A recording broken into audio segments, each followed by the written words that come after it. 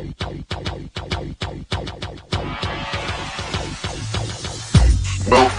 the OddsBreakers, number one place for shared, sharp betting information. All right, welcome back, my friends, to Podcast 66 of 2018. I'm your host, Kiev O'Neill. You can tweet me at The Public Dog, or you can tweet us at The OddsBreakers. What a fantastic weekend of sports betting.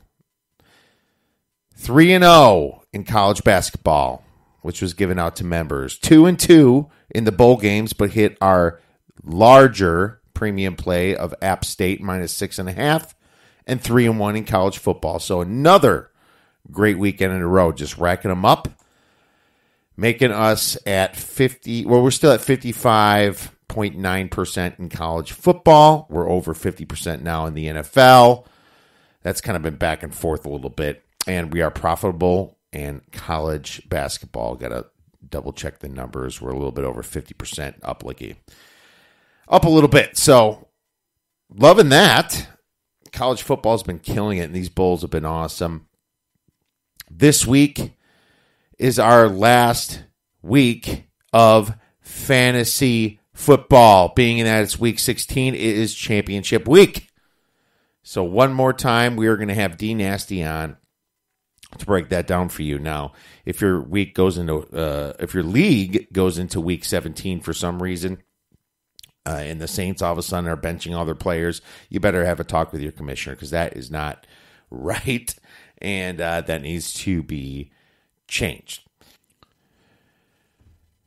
This episode is being brought to you by uwager.eu. For a 50% sign-up bonus, please visit the OddsBreakers/uwager and click on the banner. Terms and conditions apply. If you'd like to help us out with our costs, we would love to help you out for $12.99 a month.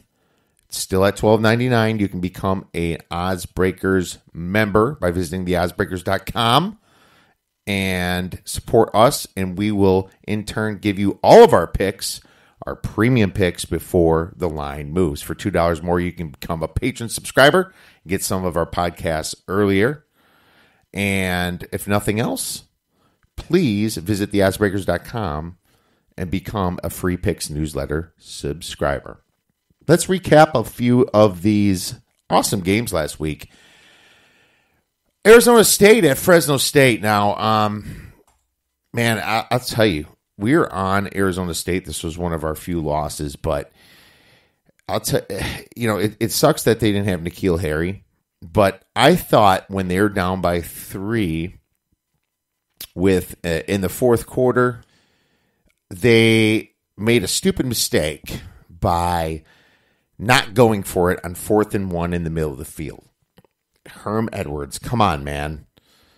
You say that you play to win the game, yet your defense isn't stopping this team, and you didn't go for it when you could have possibly took the lead there. Now, Fresno State made some boneheaded mistakes and should have won by more, but Herm Edwards should have saw this. I mean, Ronnie Rivers had 212 rushing yards for Fresno State. Marcus McMaryion had 176 passing yards this game. They couldn't stop them. So no matter if you gave let's just say you didn't get your 4th and 1, you would have gave them the ball at the 50 instead of punting and giving it to them at the 20 or whatever. Actually, they had a good punt run back, but they're scoring no matter where they were going to go, and they just took more time off the clock. This was I thought, a mistake on Herm Edwards' part, thinking that his defense was going to make a statement here. And, in the NFL, that happens a lot, but he should have recognized how terrible they were against the run.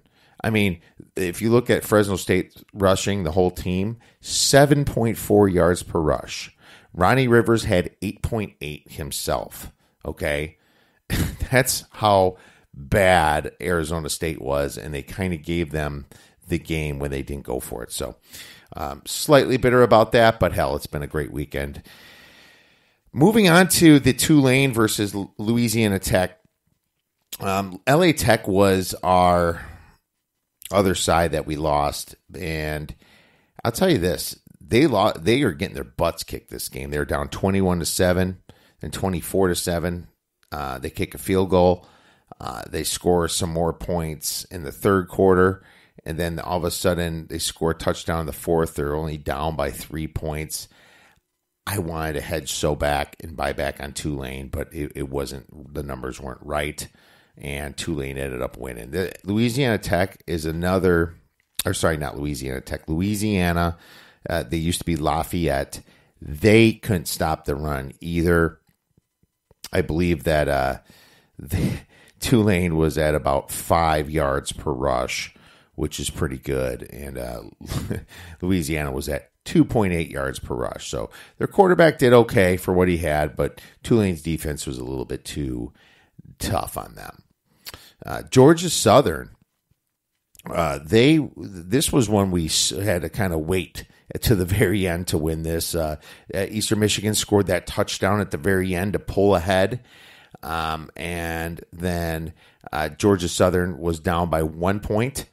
And at the end of the game, they were able to somehow drive it down the field with only a few minutes left and win that game, and by kicking a field goal. So that one was very close. That's why your spread was very close. Georgia Southern was favored by 3 by the time the game started. We gave this out a long time ago at a pick'em.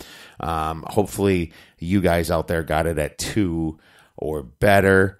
When we did the podcast and talked about it, it was still at 1. So hopefully you guys got on that one. The 2 interim coaches happened to win the other 2 games.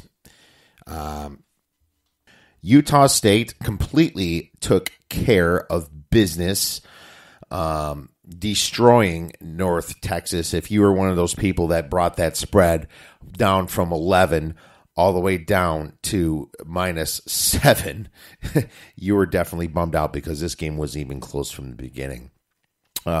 This was a lean for us on North Texas, but I'm glad that we did not give this out as a play. Jordan Love was way too good, throwing for 4 touchdowns, 359 yards. North Texas lost their quarterback, Kason Martin, sometime in the second, I believe. And he only had a TD, and that's about it. It was 52-13, and this game wasn't even close.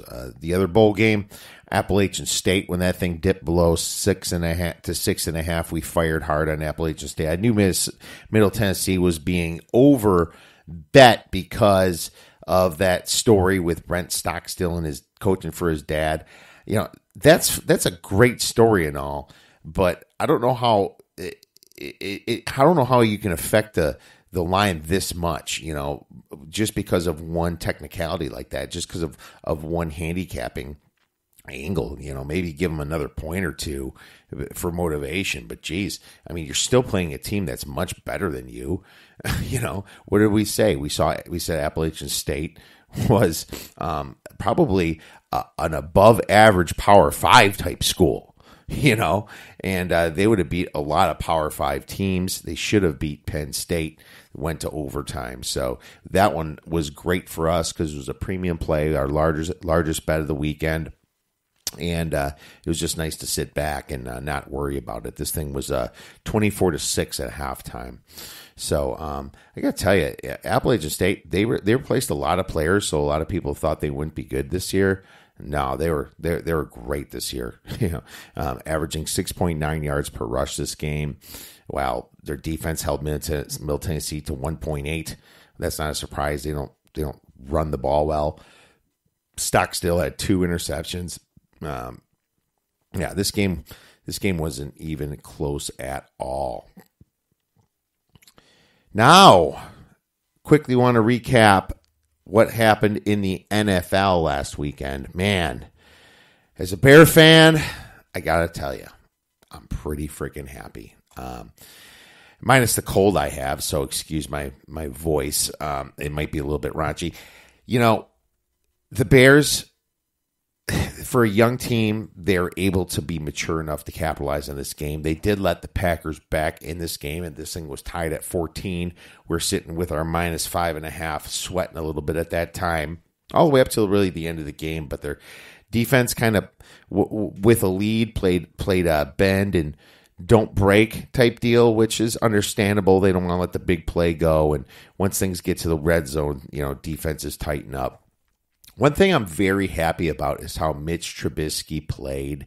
If you watch that second touchdown he threw to Tariq Cohen, he played the stare game and fooled the defense. He was staring at the middle of the field towards I think it was Shaheen he was staring, or tight end, and then he quickly, like a no-look basketball pass, just turned his head and whipped it to the right to Tariq Cohen, because he shifted the linebackers away from him with his eyes, and Tariq Cohen had that sideline all the way to the end zone. That's a mature play for a mature quarterback. So, for a second-year guy and under a first-time coach this year, I got to give Mitch Trubisky a ton of props of that. And obviously the Bears defense, Khalil Mack, what do you have, 2.5 sacks last game?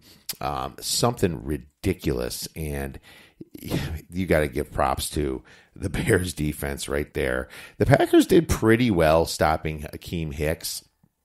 You didn't see him a ton last game, but I think that he definitely made an impact because he drew a ton of double teams. See, if you're able to tell when you're watching the game, a good impact player, it's a receiver that draws double teams on offense, and it's a defensive tackle or D-end that draws double teams on defense. That player might not have the best stats that year, but that doesn't eliminate them from being the best player on the team. Khalil Mack, 2.5 sacks, 5 solo tackles. Leonard Floyd had 2 sacks and 6 solo tackles. He's really been stepping it up himself. So as a Bear fan, clinching the division after all these years, I'm pretty happy. The Packers, on the other hand, they have some work to do. You're gonna see probably a pretty new Packers team next year. There's some veterans that they're not going to pay, but I think you'll see some of the key guys back, like an Adams, like a Rodgers, possibly a few of those defensive people. Obviously, Jerry Alexander will definitely be back as well, and obviously Jackson. So, Packer fans, you still, the way you play, you still a good team. So, I don't think it's too much of a loss. Obviously, you have higher expectations, but this year is the year of the Bears, and we cashed our Bears division-winning 7-1 tickets, and that felt good, getting 7 times our money on Sunday. So pretty happy about that. The Rams, though, on the other hand, man, what the hell happened there? The spot they're supposed to get up, let the Super Bowl champions come in, Eagles, and intimidate them. They got their butts beat. And I don't know what the hell's wrong with Jared Goff lately. It's almost like he's got a little bit nervous or something. He's just not, he doesn't seem like the same player. I don't know if he's got the yips. He didn't have the worst game. He threw a lot of yards, but they just couldn't punch it in as much as they should have, Todd Gurley had 12 carries for 48 yards, and I thought the game planning was terrible, for their coach, Sean McVay. Why'd you go start running the ball immediately against this team when you should have been passing immediately, open it up for the run, because the Eagles are so decimated in secondary. I thought personally they missed a big opportunity there. So I don't know what's going on with the Rams. This better not, for them, this better not carry on to the playoffs, because they were hot earlier when they played teams like Kansas City, and then they kind of cooled off, and that's not good. They're playing like an average team right now. They still got some talent, but their defense has some problems, as you see. Moving on, let's talk a little bit about the Cowboys, getting blown out by the Colts. Now, I'm not surprised. I'm pissed at myself for not betting the Colts because we bet them last week and they won at Houston. I thought this would be more of a letdown scenario.